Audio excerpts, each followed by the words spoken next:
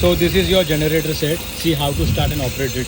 पहले ये चोक पीछे करना है, ठीक है, ऐसा पीछे करना है, फिर इसको आगे करना है।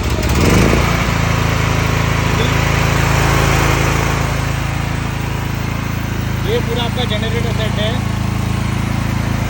ये वोल्टेज है, ठीक है, ये ऑन ऑफ स्विच है, ये सॉकेट्स है, ठीक है।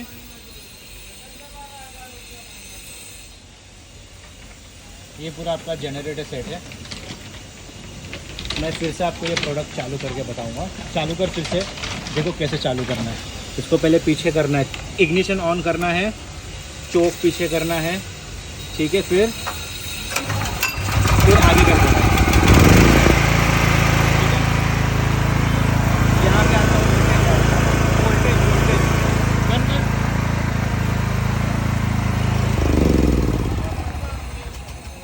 ठीक है सर।